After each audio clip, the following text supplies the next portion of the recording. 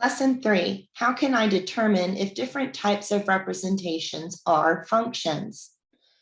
With a mapping diagram, we're going to ask ourselves, does each input have only one output? If it does, it's a function. If it does not, it is not a function.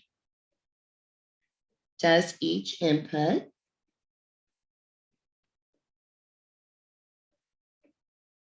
have only one output?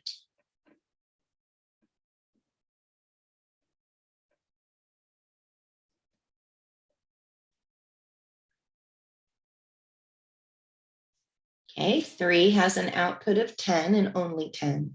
6 has an output of 8 and only 8. 9, output of 4 and only 4. 12, output of 8 and only 8. So each input has one output. It is a function. 7 has an output of 5. 1 has an output of 2. 6, however, has an output of 3 and 5. So 6 has two outputs, so it is not a function. Okay, with a table, we're going to ask ourselves, does X repeat?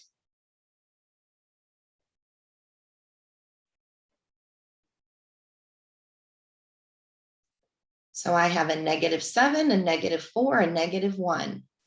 So since X does not repeat, it means that each of these would only have one output.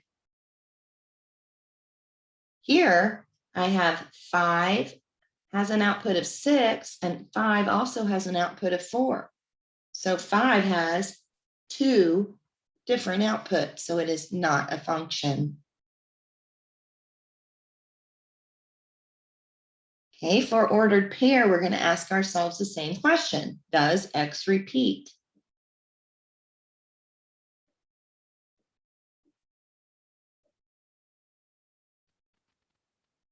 Okay, I have 2, 7, 10. X does not repeat. That means each input has one output. In this, we have 4 has an output of 1, and 4 also has an output of 5. So 4 has two different outputs. It is not a function. Okay, graph.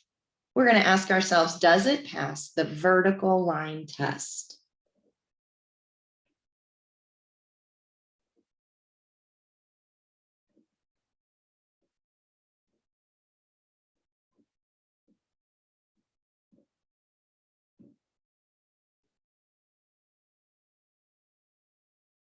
All right, vertical line test is where I'm going to draw a vertical line, and I'm going to mark where it intersects the graph.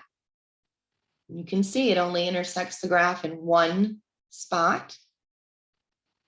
Even if I drew it over here, it would only intersect it in one spot. That means that each input has exactly one output. Let's look at our non-example. I'm going to draw the vertical line. It intersects here and here. So that means that this input has two different outputs.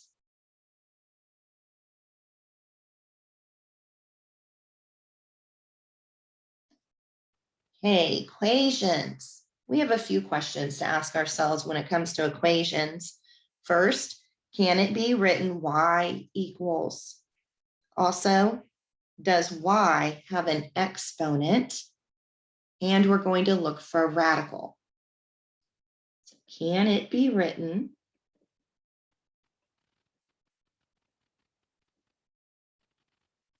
y equals whatever?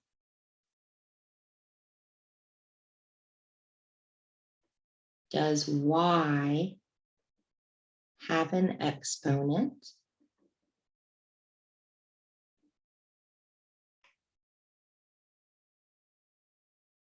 And is there a radical?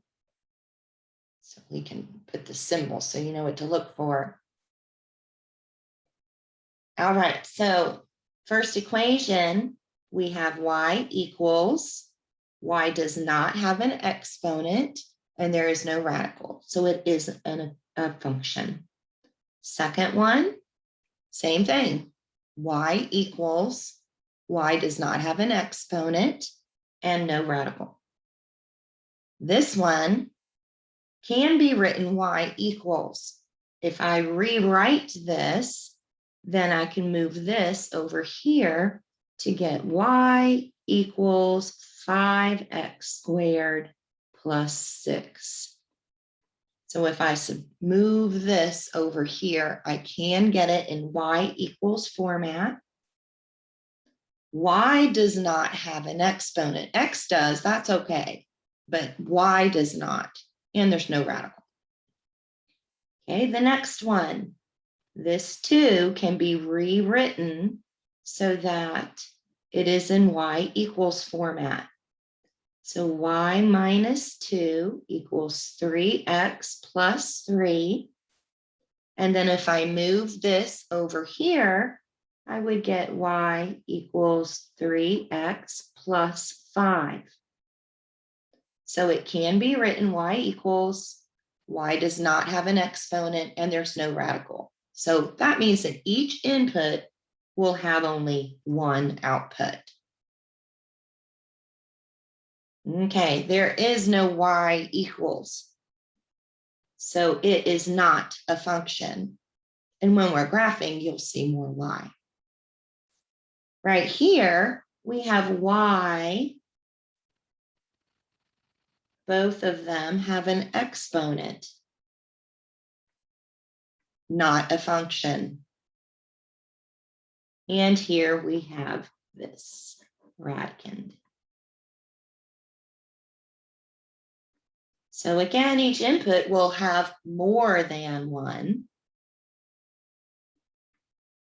output. And that is how we can determine if different types of representations are functions.